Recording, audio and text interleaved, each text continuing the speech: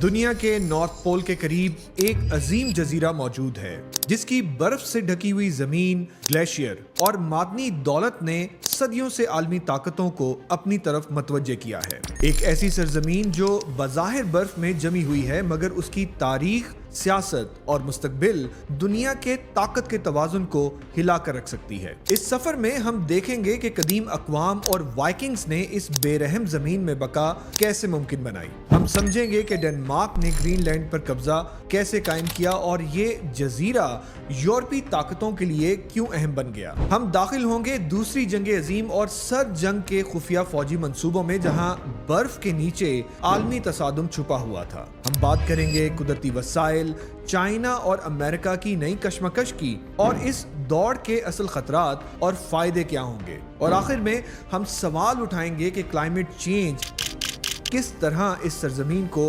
21वीं सदी का सबसे कीमती खित्ता बना रहा है।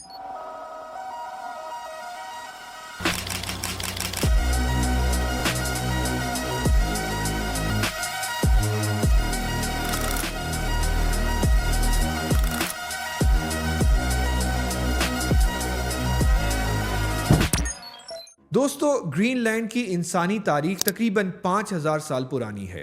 इब्तदाई आबादकारी पैलियो एस्किमो लोगों से हुई जिन्होंने सख्त सर्दियों और बर्फानी माहौल में रिहाइश इख्तियार की। सदियों के दौरान यहाँ मुख्तलिफ सकाफतें पैदा हुईं और गायब हो गईं, मगर हर सकाफत ने जजीरे की तहजीब और इंसानी रिहाइश की महारतों में हिस्सा डाला। 900 ईस्वी के करीब वाइकिंग्स की आमद ने ग्रीनलैंड की तारीख में नया बाब खोला। एरिक दी रेड, जो अपने सुर्ख बालों की वजह से मशहूर था, यहाँ बस्तियां कायम की और जजीरे को ग्रीनलैंड का नाम दिया ताकि ज्यादातर लोग यहाँ हिजरत करें और रहना पसंद करें। उस दौर में नॉर्स कल्चर ने ईस्टर्न, वेस्टर्न और मिडल सेटलमेंट्स कायम की जिनकी आबादी तकरीबन 2000 से 10,000 अफराद तक थी। लेकिन माहौलियाती तब्दीलियों और ग्लेशियर के फैलाव और मकामी इन्यूट्स के साथ टकराव ने नॉर्स कल्चर को खत्म कर दिया। 1721 में हांस अगीडे ने ग्रीनलैंड में डेनमार्क के लिए एक आबादी कायम की। ये कॉलोनी इब्तदाई तौर पर एक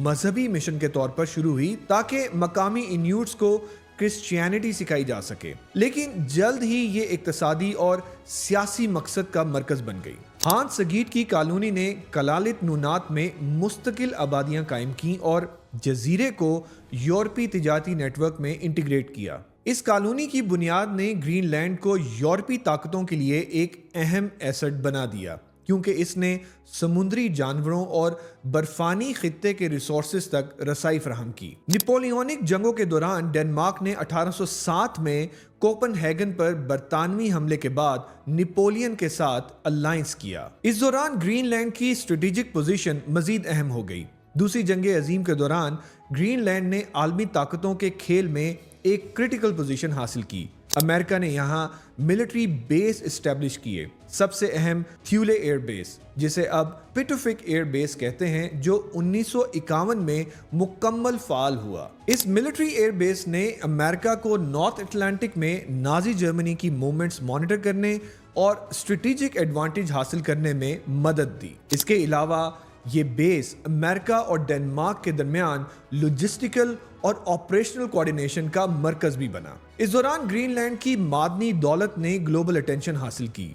जजीरे में मौजूद यूरेनियम, जिंक, लीड, गोल्ड और रेयर अर्थ एलिमेंट्स ने इसे सिर्फ मिलिट्री इंपॉर्टेंस नहीं दी बल्कि इकोनॉमिक और सरमायाकारी की अहमियत भी फराहम की। तज्जियाकारों के मुताबिक ग्रीनलैंड के जेरे समुंदर और जमीन पर मबनी मादनियात की total value billions of US dollar में हो सकती है, जिसने इसे कोल्ड वॉर और पोस्ट वॉर ग्लोबल पॉलिटिक्स में एक कीमती खजाने में तब्दील कर दिया।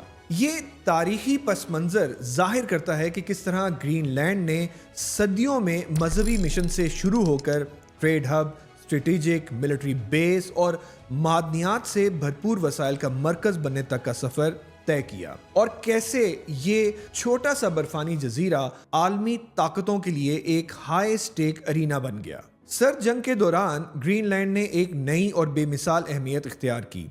ये जजीरा न सिर्फ अटलांटिक के शुमाल में एक स्ट्रेटेजिक आउटपोस्ट के तौर पर देखा जाने लगा बल्कि कोल्ड वॉर की आलमी कशमकश में एक कलीदी नुक्ता भी बन गया। Pituffik air base north America और यूरोप के दरमियान स्ट्रेटेजिक अर्ली वार्निंग सिस्टम का हिस्सा था, खास तौर पर सोवियत यूनियन के लॉन्ग रेंज बमर्स और मिसाइल थ्रेट्स को मॉनिटर करने के लिए इस एयर बेस में रडार सिस्टम और एयर डिफेंस इंस्टॉलेशंस मौजूद थीं और यहाँ तकरीबन 10,000 अमरीकी और डेनिश एहलकारों का एक कॉम्प्लेक्स ऑपरेट होता था। 1991 के बाद से अमरीकी मौजूदगी कम होकर सिर्फ 150 से 200 एहलकारों तक रह गई, जबकि डेनमार्क ने अपनी सिक्योरिटी बरकरार रखी। आजकल ये तनसीबात सर्द जंग के दौर की यादगार हैं, लेकिन 1951 के एक मुआहदे के तहत ग्रीनलैंड में अमरीकी और डेनमार्क की फौजी शराकतदारी अब भी जारी है। दोस्तों, ग्रीनलैंड के जोग्राफिया ने इसे कोल्ड वॉर की मिलिट्री प्लानिंग में एक अहम मरकज बना दिया।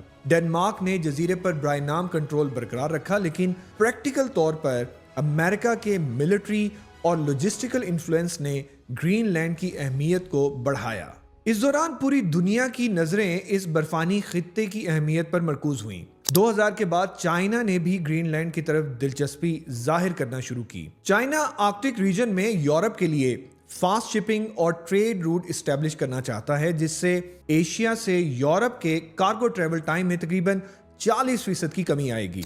चाइना ने अपनी बेल्ट रोड के इनिशिएटिव में इसे पोलर सिल्क रोड का नाम दिया है, जिससे चाइना अब अपनी कार्गोस को सिर्फ 20 से 25 दिनों में ग्रीनलैंड तक ले जा सकता है। चाइना ने नॉर्वे, स्वेलबार्ड और आर्कटिक रीजन में मुतअद्दिद साइंसी रिसर्च सेंटर्स बनाए ताकि अपनी मौजूदगी और इलाकाई असर व रसूख को मजबूत कर सके। ग्रीनलैंड की जेर जमीन दौलत की वजह से अमेरिका को यह खदशा है कि अगर चाइना या कोई दूसरी पावर ग्रीनलैंड के मादनियात से भरपूर इलाकों में सरमायाकारी करे तो स्ट्रेटेजिक और वसाइल का कंट्रोल मुतासिर हो सकता है। दोस्तों, ग्लोबल वार्मिंग की वजह से आर्कटिक समुद्री बर्फ को मेल्ट करना शुरू कर रहा है, जिससे 2050 तक नॉर्दर्न सी रूट जैसे नए शिपिंग लेन्स खुलने की तवक्को है। इससे ग्रीनलैंड की तिजारती अहमियत बढ़ जाएगी और इस बर्फानी खित्ते में आलमी सियासी कशमकश और ताकत की जंग में मजीद शिद्दत आएगी। इंटरनेशनल एनालिस्ट के अंदाजों के मुताबिक ग्रीनलैंड की इकोनॉमिक और स्ट्रेटेजिक वैल्यू कोल्ड वॉर के बाद भी बढ़ती रही, क्योंकि ये लोकेशन ग्लोबल शिपिंग, मिनरल्स और मिलिट्री मॉनिटरिंग के लिए एक बेमिसाल मरकज बन चुकी है। हालिया दिहाइयों में ग्रीनलैंड ने खुद मुख्तारी की जानिब एक अहम सफर तय किया है, लेकिन ये सफर अभी मुकम्मल नहीं हुआ। 1979 में डेनिश क्वीन मार्गरेट II ने ग्रीनलैंड को पहली बार होम रूल दिया, जिसके तहत मकामी हुकूमत को तालीम, सेहत और मकामी इंतजामात का इख्तियार मिला। इसके बाद 2009 में सेल्फ रूल एक्ट नाफिज हुआ, जिसने ग्रीनलैंड को कुदरती वसाइल, मादनियात और अंदरूनी मामलात में मजीद कंट्रोल दिया।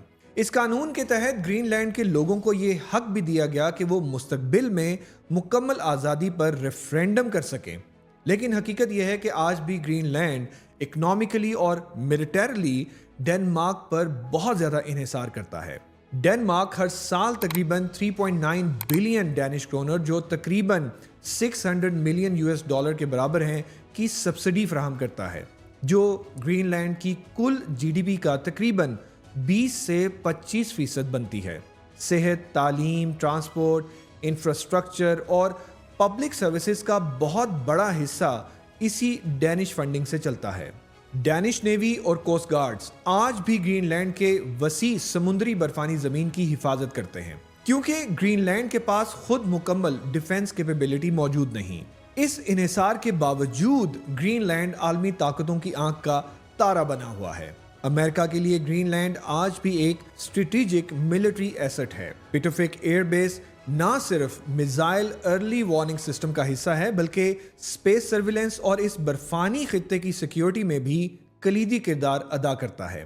कोल्ड वॉर के बाद भी अमेरिका ने यहां अपनी मौजूदगी बरकरार रखी और 2019 में अपने पहले सदारती दौर में प्रेसिडेंट डोनाल्ड ट्रंप की जानिब से ग्रीनलैंड को खरीदने की तजवीज ने पूरी दुनिया की तवज्जो एक बार फिर इस जजीरे पर मरकूज कर दी। दूसरी तरफ नजर दौड़ाएं तो चाइना ग्रीनलैंड को प्योरली मिलिट्री लेंस से नहीं देखता, बल्कि इक्तसादी और वसाइल के नुक्ता नजर से देखता है। चाइना ने 2010 के बाद ग्रीनलैंड के एयरपोर्ट्स, पोर्ट्स और माइनिंग प्रोजेक्ट्स में सरमायाकारी की कोशिश की। खास तौर पर रेयर अर्थ एलिमेंट्स के ज़खायर ने चीन को अपनी तरफ मतवज्जे किया। کیونکہ دنیا کے تقریباً 90% ریئر ارتھ پروسیسنگ پر پہلے سے چین کا کنٹرول ہے۔ یہی وجہ ہے کہ ڈنمارک اور امریکہ نے کئی چائنیز انویسٹمنٹ پروجیکٹس کو نیشنل سیکیورٹی کنسرنز کے تحت بلاک کیا۔ لیکن موجودہ ٹینشن کے بعد گرین لینڈ کی نظریں ایک بار پھر چائنا کی طرف ہیں۔ دوستو، اب ایک بہت بڑا گلوبل چینج آ رہا ہے جسے ہم کلائمیٹ چینج یعنی موسمی تبدیلیاں کہتے ہیں۔ اس خطے میں برف تیزی سے پگھل رہی ہے اور سائنٹسٹ کا اندازہ ہے کہ 2050 تک ناردرن سی روٹ اور ٹرانس پولر سی روٹس یہاں سال کے بڑے حصے میں مزید قابل استعمال ہو جائیں گے۔ گرین لینڈ اس نئے گلوبل ٹریڈ میپ کے بالکل مرکز میں واقع ہے، جو اسے مستقبل کی جیو پالیٹکس میں اور بھی طاقتور بناتا ہے۔ دوستو، گرین لینڈ دنیا کے نقشے پر ایک خاموش سا جزیرہ ہے۔ آج جب دنیا ایک بار پھر ریسورسز، روٹس، ڈومیننس کی جنگ میں ہے تو گرین لینڈ پھر مرکز میں کھڑا ہے۔ برف کے نیچے چھپی منرلز، پگھلتی ہوئی برف، کھلتے ہوئے نئے روٹس اور ایک ایسی لوکیشن جو مستقبل کی جیو پالیٹکس کا نقشہ بدل سکتی ہے۔